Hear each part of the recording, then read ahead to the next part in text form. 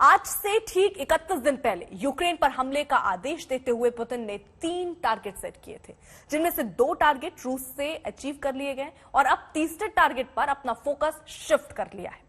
रूस का पहला और प्राइमरी टारगेट था यूक्रेन को नाटो की सदस्यता से दूर रखना, जिसमें रूस कामयाब हो चुका है। यूक्रेनी राष्ट्रपति कह चुके हैं कि वो नाटो की सदस्यता हासिल करना अब यूक्रेन की प्राथमिकताओं में से एक नहीं है।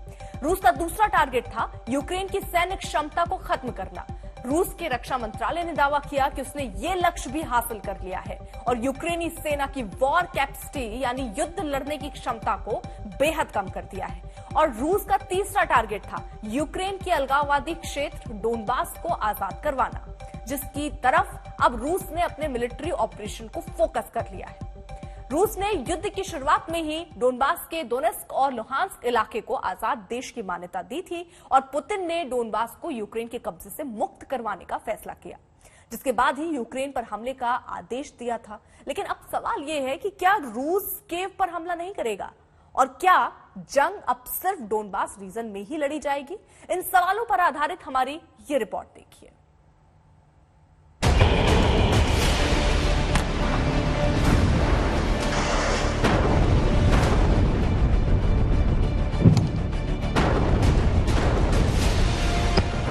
यूक्रेन के हर शहर में रूस के कदमों के निशान छप चुके हैं। यूक्रेन की एंटी एयरक्राफ्ट कैपेबिलिटी को खत्म कर दिया गया है। परमाणु प्लांट पर कब्जा कर लिया गया है। सैन्य ठिकाने और हवाई पट्टियों को बर्बाद कर दिया है। और अब युद्ध के 31वें दिन रूस ने दावा किया है कि उसने यूक्रेन में अपने मिलिट्री ऑपरेशन के प्लान 1 का मकसद हासिल कर लिया है। रूस ने दावा किया है कि मिलिट्री ऑपरेशन के पहले चरण में यूक्रेन की लड़ने की क्षमता को कम करने का टारगेट पूरा कर लिया गया है। रूस का दावा है कि यूक्रेन की वायुसेना और उसके एयर डिफेंस सिस्टम और नौसेना को प्रैक्टिकल तौर पर तबाह कर दिया गया है, जिसके बाद अब रूसी फौज अपने दूसरे टारगेट यानी डोनबास को यूक्रेन से आजाद करवाने के लिए मिलिट्री ऑपरेशन करेगी। रूसी यूक्रेनी आर्म फोर्सेस की वॉर कैपेसिटी में काफी कमी आई है। इस वजह से हम अपने मुख्य लक्ष्य डोनबास की आजादी पर फोकस कर सकते हैं।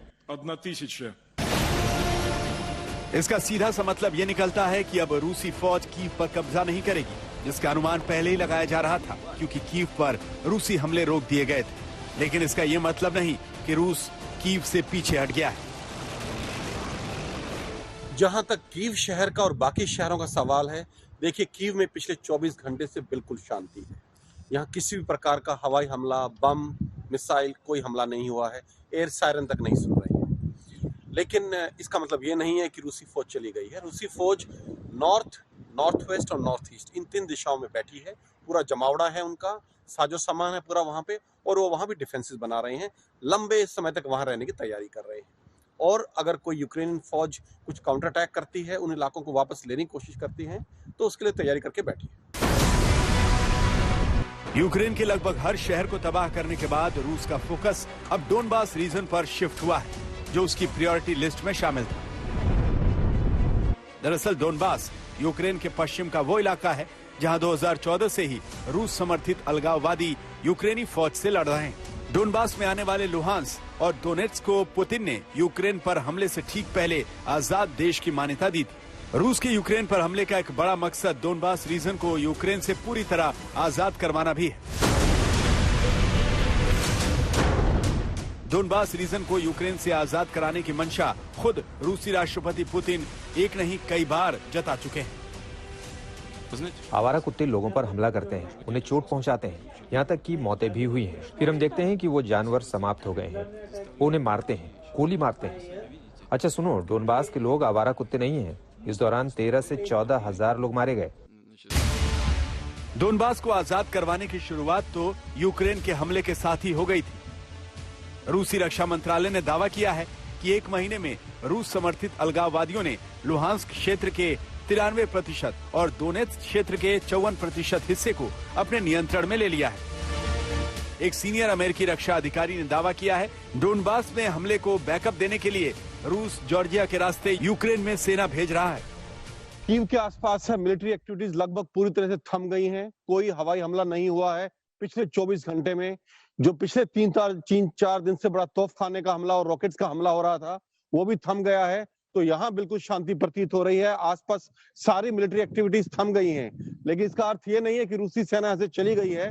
रूसी सेना कीव के नॉर्थ और 3 डायरेक्शन में, नॉर्थ ईस्ट, नॉर्थ वेस्ट में अपना पूरा जो है साजो सामान के साथ बैठी हुई है, अपने मोर्चे बना रही है, डिफेंसेस तैयार कर रही है। इसके अलावा जो खबर आ रही है मिलिट्री एक्टिविटीज की, वो इस वक्त सिर्फ दोनबास और लुगांस्क प्रोविंस से आ रही है, जहां रूसी सेना ने पिछले 24 घंटे में 5-6 किलोमीटर का एरिया और कब्जे में लिया है। अब अपने मिलिट्री ऑपरेशन को दोनबास में केंद्रित करके रूस ने अपने प्लान का पार्ट 2 लॉन्च किया है। साथ ही ये धमकी भी दी है कि रूसी फौजें यूक्रेनी शहरों पर कभी भी दोबारा हमला करने के लिए तैयार रहेंगी और अगर किसी ने यूक्रेन के हवाई क्षेत्र को नो फ्लाई जोन घोषित करने की कोशिश की तो रूस तुरंत प्रतिक्रिया देगा। रूस की ये धमकी इसलिए बड़ी है क्योंकि यूक्रेन ने नाटो को नो फ्लाई जोन घोषित करने के लिए कहा था, जिसे नाटो ने नजरअंदाज कर दिया था। इसके बाद से यूक्रेनी राष्ट्रपति जेलेंस्की लगातार पुतिन से युद्ध रोककर बात करने की गुहार लगा रहे हैं। रूस के हमलों का मुकाबला करते हुए हम रूसी नेतृत्व को एक सरल और तार्किक सलाह दे रहे हैं कि हमें बातचीत करनी चाहिए। सार्थक और निष्पक्ष बातचीत होनी चाहिए जो परिणाम की तरफ ले जाए, केवल समय बर्बाद ना हो। युद्ध के 31 दिन बाद पुतिन के इरादे जरा भी नरम पड़ते नहीं दिख रहे। इस वक्त यूक्रेन में पुतिन जो चाह रहे हैं वही हो रहा है। यूक्रेन अब पुतिन के चक्रव्यूह में बुरी तरह फंस चुका है और उसे नाटो और अमेरिका से मदद मिलना भी बेहद मुश्किल हो चुका है।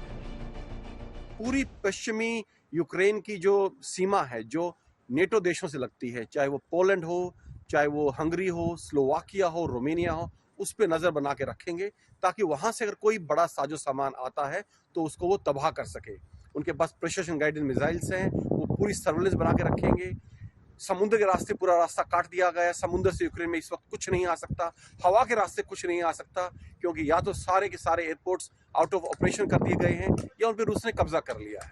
तो सिर्फ जो अभी नाटो इतनी बड़ी बड़ी बातें बोल रहा है, अमेरिका बोल रहा है हम ये भेज देंगे, यूक्रेन को ये मदद कर देंगे, वो मदद सिर्फ अभी जमीन के रास्ते आ सकती है और रूस इस सेकंड फेज में उस जमीन के चप्पे चप्पे पे नजर रखेगा। डोनबास से गीता मोहन के साथ राजेश पवार, कीव आज तक।